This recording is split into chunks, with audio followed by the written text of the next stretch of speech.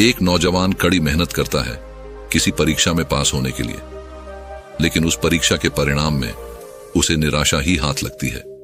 तो इससे तो यही सिद्ध होता है कि जिन महापुरुषों ने ऐसा कहा है कि अच्छे कर्मों का फल अच्छा ही होता है, या तो वो महापुरुष गलत थे या फिर हम कर्मों का लेखा जोखा समझ ही नहीं पाते।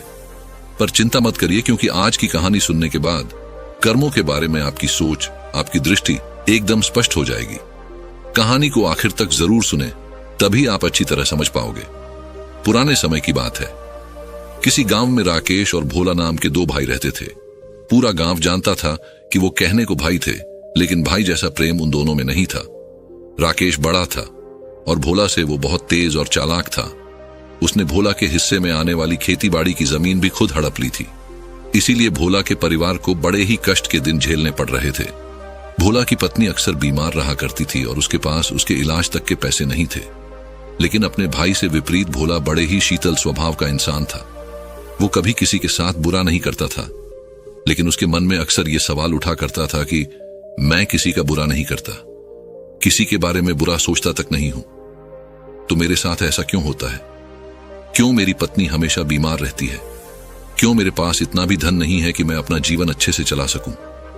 क्यों मुझे मेरे कर्मों का फल नहीं मिलता है? और मेरा भाई इतना धूर्त है, इतना चालाक है और वो हमेशा मजे में रहता है, उसी तो कोई परेशानी नहीं है।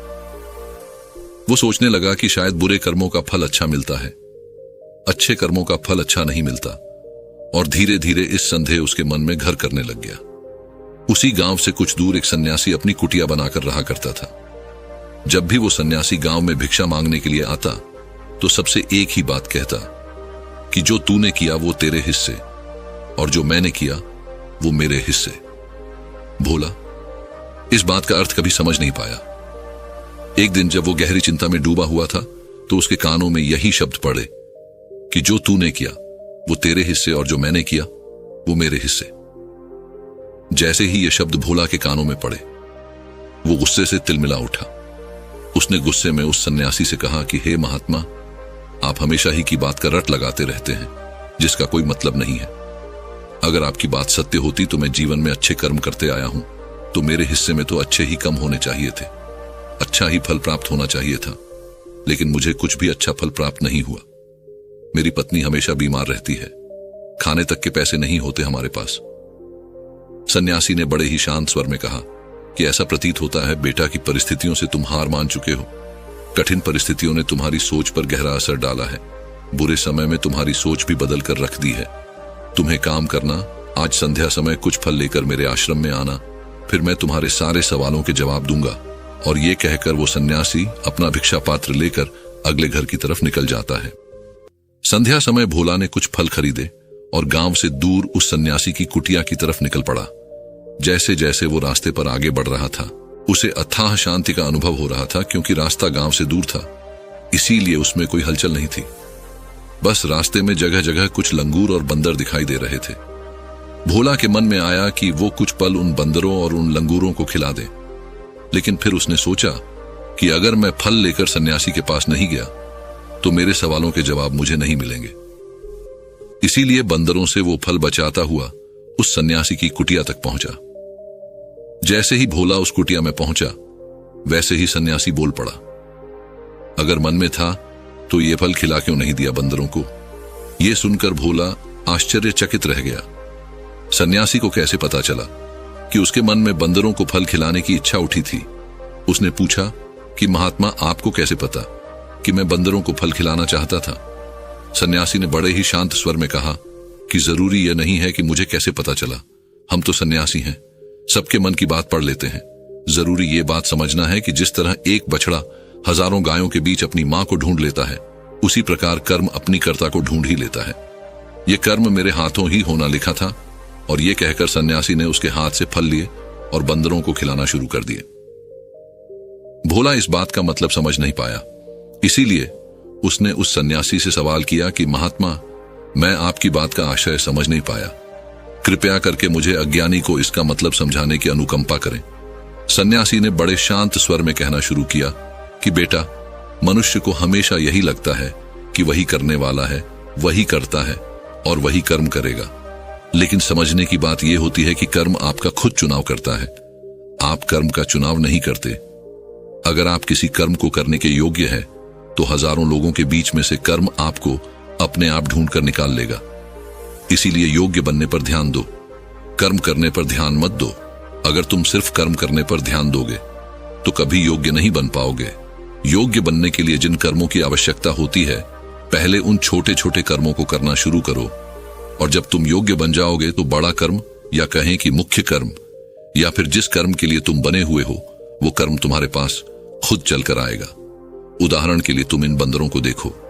इन बंदरों ने छोटे छोटे कर्म करके पेड़ों पर चढ़ना सीखा, गुलाटियां लगाना सीखा, और इसी प्रकार छोटे छोटे कर्म करते हुए ये मुझ तक पहुंच गए, और मुझ तक पहुंचने के बाद इनके पास इनका खाना खुद ही पहुंच गया।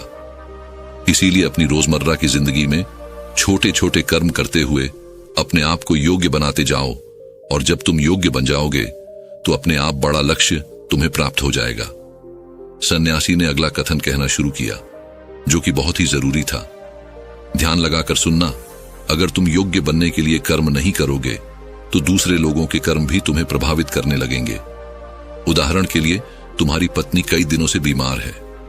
तुम अक्सर यही सोचते हो कि मुझे किन कर्मों की सजा मिल रही है, लेकिन समझने की बात यह होती है कि तुम्हारी पत्नी बीमार अपने कर्मों की वजह से है, तुम्हारे कर्मों की वजह से नहीं है। तुम्हारे कर्म तो अच्छे हैं, लेकिन क्या पता तुम्हारी पत्नी के कर्म अतीत में अच्छे ना रहे हों, जिसकी वजह से वो बीमार हो गई हो, और तुम्हारी पत्नी के कर्मों की वजह से तुम्हें भी दुख झेलना पड़ रहा है। और इसी प्रकार बहुत से मनुष्य अपने बच्चों की वजह से, अपने परिवार की वजह से, इन सब की वजह से खुद दुख झेल रहे होते हैं। लेकिन जरा सोचो, अगर तुम योग्य होते तो तुम अपनी पत्नी का खुद इलाज करवा पाते, उसकी बीमारी दूर करवा पाते, और क्या पता अगर तुम योग्य होते तो तुम्हारा किसी दूसरी स्त्री के साथ विवाह हुआ होता जो स्वस्थ होती। लेकिन तुम योग्य नहीं थे, इसीलिए तुम अपनी पत्नी की वजह से खुद दुख झेल रहे हो। अगर तुम योग्य बन जाओगे तो दूसरे लोगों के कर्म तुम्हें प्रभावित नहीं कर पाएंगे। सन्यासी ने भोला को चेतावनी देते हुए कहा कि याद रखना, भोला आपको वो नहीं मिलता जो आप चाहते हो, बल्कि वो मिलता है जिसके आप योग्य हो। इसीलिए अपनी योग्यता को बढ़ाने पर काम करो, उसके लिए कर्म करो। कर्म का फल पाने के लिए कभी कर्म मत करो। भोला ने सन्यासी से हाथ जोड़कर एक सवाल पूछा कि महात्मा, मुझे यह बताने की अनुकंपा करें कि मैं अपनी योग्यता किस प्रकार बढ़ा सकता हूं ताकि मेरा मुख्य कर्म मुझको खुद ढूंढ सके। सन्यासी ने बड़े ही शांत स्वर में कहना शुरू किया कि बेटा, इसके लिए बड़े ही सरल सरल उपाय होते हैं। सबसे पहला उपाय है, कर्म करके भूलते जाओ। तुम जो भी कर्म कर रहे हो, अपने योग्य बनने के लिए उस कर्म को करने के बाद भूल जाओ। ये मत सोचो कि उससे तुम्हें क्या प्राप्त हुआ। इसीलिए कहा जाता है कि कर्म करो, फल की चिंता मत करो। अगर तुम फल की चिंता करोगे तो वास्तविकता में तुम कर्म कर ही नहीं रहे होंगे। अक्सर मनुष्य की पीड़ा का ये एक बहुत बड़ा कारण होता है। वो सोचता है कि मैं कर्म तो अच्छे कर रहा हूं, लेकिन मुझे फल प्राप्त नहीं हो रहे, और यही पीड़ा उसके मन को ठेस पहुंचाती रहती है, उसको अपने लक्ष्य से भटकती रहती है। किसी कर्म को करने के बाद अपना आकलन जरूर करें, लेकिन फल की चिंता ना करें। भोला ने सन्यासी से सवाल किया कि महात्मा, हम अपना आकलन कैसे कर सकते हैं? सन्यासी ने उत्तर दिया कि बेटा, जब भी तुम कोई काम पूरा करते हो तो काम पूरा करने के बाद खुद से यह सवाल पूछो कि क्या इस काम को करते समय तुम्हारा ध्यान इसी काम पर टिका हुआ था, यह तुम्हारा ध्यान कहीं और भटक रहा था। इस तरह तुम खुद का आकलन कर पाओगे कि तुम कितने ध्यान के साथ उस काम को कर रहे थे, और जितने ध्यान से तुम किसी कर्म को करोगे उतनी ही तुम्हारी योग्यता बढ़ती जाएगी। और अगर तुम यूं ही बस पूरा करने के लिए किसी कर्म को करते रहोगे तो उस कर्म से तुम कभी भी योग्य नहीं बन पाओगे। वो कर्म तो पूरा हो जाएगा, लेकिन उसका फल तुम्हें प्राप्त नहीं होगा। इसीलिए अपना आकलन इस प्रकार करो कि तुम्हारा ध्यान वहां पर टिका हुआ था या नहीं था, या तुम्हारे विचार तुम्हें कहीं भटका ले गए थे। और कोशिश करो कि तुम्हारे विचार अगली बार जब तुम ये कर्म करो तो उसी कर्म पर टिके रहे, इधर उधर दूसरी बातों में भटके ना। भोला ने इस पर एक सवाल पूछा कि महात्मा, जब भी हम कोई कर्म करते हैं तो हमारा मन विचारों से ग्रस्त हो जाता है, वो तरह तरह की बातें सोचने लगता है। तो हम किस तरह अपने मन को एक ही कर्म पर टिकाकर रख सकते हैं? इसके लिए कोई उपाय बताएं। सन्यासी ने इसका उत्तर देते हुए कहना शुरू किया कि बेटा, जब भी तुम किसी कर्म को करते समय अपना पूरा भाव उसमें डाल देते हो तो तुम्हारे विचार उसी कर्म पर केंद्रित रह सकते हैं। पूरे निष्ठा, प्रेम और सद्भाव के साथ किया गया कर्म तुम्हारे विचारों को इधर उधर नहीं भटकने देता। विचार तभी तुम्हें दूसरी दिशाओं में बहा कर ले जाते हैं जब तुम उस कर्म को पूरी निष्ठा के साथ नहीं करते, उसमें पूरा प्रेम नहीं डालते, उसमें पूरा भाव नहीं दिखाते। जब ये तीनों चीजें तुम उस कर्म में डाल देते हो तो स्वाभाविक रूप से तुम पूरी तरह उस कर्म में सम्मिलित हो जाते हो और तुम्हारा मन और मस्तिष्क एक ही जगह पर टिका रहता है। सन्यासी ने अपनी बात खत्म करते हुए कहा कि अगर कोई इंसान, कोई मनुष्य इन उपायों का सही तरीके से इस्तेमाल करता है, उनका पालन करता है, तो वो किसी भी कर्म के लिए अपने आप को योग्य बना सकता है। और एक बार अगर वो योग्य बन जाता है तो उसी बछड़े की भांति उसका कर्म उसे अपने आप ढूंढ लेता है। भोला को कुछ फलों के बदले जीवन भर का ज्ञान मिल चुका था। उसे स्पष्टता मिल चुकी थी। उसके सारे मन के सवाल खत्म हो चुके थे। उसने सन्यासी को प्रणाम किया और वहां से अपने घर के लिए निकल पड़ा। रात हो चुकी थी और रास्ते पर अंधेरा छाया हुआ था। वो इन बातों के बारे में विचार करता हुआ अपने घर की तरफ निकल पड़ता है। तो दोस्तों, आपको आज की कहानी कैसी लगी? अपनी राय हमें कमेंट में जरूर बताएं।